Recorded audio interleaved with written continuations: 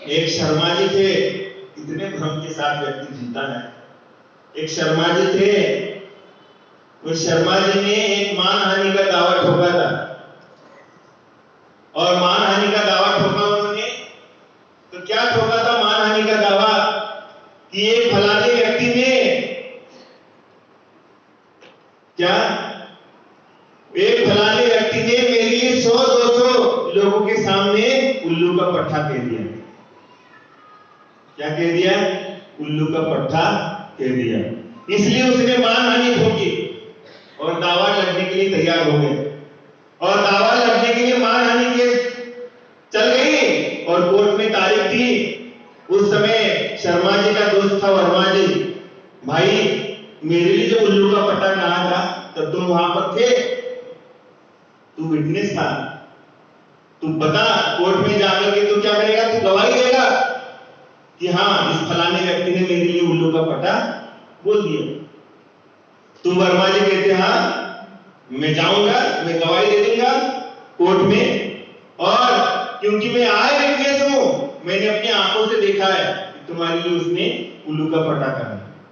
तो वो शर्मा जी जाकर के अपने केस में कहते हैं कि फलाने व्यक्ति ने, फलाने जन ने मेरे लिए सबके सामने उल्लू का पट्टा कहा था, और जब उल्लू का पट्टा कहा ऐसा बोलता है तो जज कहता है तुम्हारे पास क्या सबूत है? पूछते कि नहीं पूछते? हाँ पूछते हो कि नहीं? तो वो कहता है कि मेरे पास आई विटनेस है। तो वर्मा जी को खड़े कर देते कटघरे में, और जब कटघरे में वर्मा जी खड़ा होता है तो वो कहता है हुजूर क्या बताऊं, ये आदमी तो सच बोल रहा है, लेकिन ये व्यक्ति जो है सबके सामने उल्लू का पट्टा कह रहा है, लेकिन मेरे लिए शर्मा जी के अलावा उल्लू का पट्टा दिख ही नहीं रहा, इसलिए वो जो बोल रहा है ना वो सच ही बोल रहा है,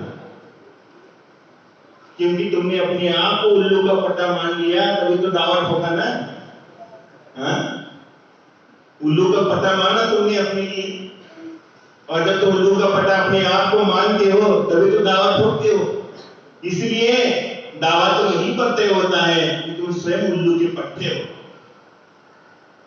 इसलिए ये भ्रम में जीना छोड़ दो।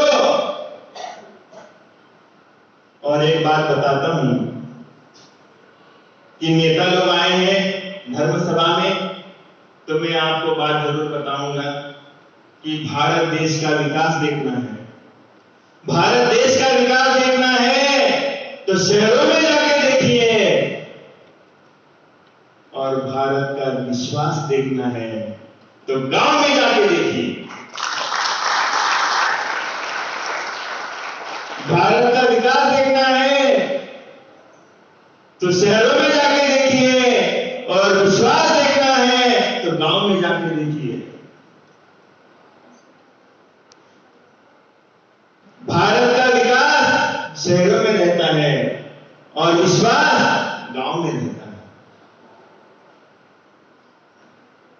क्या होता है, और जब गांव में शहरों में साधु जाते हैं या फिर गांव में साधु जाते हैं, गांव में साधु जाने के बाद गांव के लोग उनको साधु समझते हैं, संत समझते हैं। साधु जब जाते हैं तो उनको भगवान समझते हैं, लेकिन साधु जब शहरों में जाते हैं तो शहरों के लोग उनको भिखारी समझते हैं। शहरों के लोग उनको भिखारी समझते हैं। गांव के सामने क्या होता है देखो, जब गांव के सामने जब कोई व्यक्ति जाता है तो हर घर के सामने लिखा होता है अतिथि देवो भव। क्या लिखा होता है? अतिथि देवो भव। लेकिन जब शहरों के लोगों के घर के सामने जाते हैं तो लिखते हैं कुत्तों से सावधान। क्या लिखते हैं? कुत्तों से सावधान। तो इसीलिए जीवन में विकास नहीं, विश्वास को जीतना है तो तुम्हारा कल्याण हो जाएगा। और इसीलिए मैं अंतिम एक दृष्टांत देकर के अपने प्रवचन को विराम दूंगा। तो ज्ञान, धन और विश्वास, ये तीन दोस्त थे। अब कान खोलो, कान इस तरफ खोलो और सुनो क्या कह रहा हूं। नेता लोग जो है वो भी कान खोल के सुने साधु की बात। नेतागिरी करनी है ना तो कान खोलो। आजकल दादागिरी से नहीं नेतागिरी चलती, आजकल दिमाग से नेतागिरी चलती है। तो तीन थे, एक तो ज्ञान, धन और विश्वास, ये तीन दोस्त थे। और जब दोस्त मिलते हैं तो दोस्तों का वियोग भी तो होता कि नहीं होता? हाँ, दोस्त बिछुड़ते कि नहीं बिछुड़ते? दोस्त अलग भी तो होते हैं। तो दोस्त अलग होते हैं तो तीनों को अलग होने का समय आ गया। और जब तीनों को अलग होने का समय आ गया तो ऐसा हुआ, तो तीनों पूछते हैं एक दूसरे से कि भाई तू मेरे को कब मिलेगा, तू वापस मेरे को कब मिलेगा? तो ज्ञान कहता है मैं तो मंदिर और महाविद्यालय में मिलूंगा।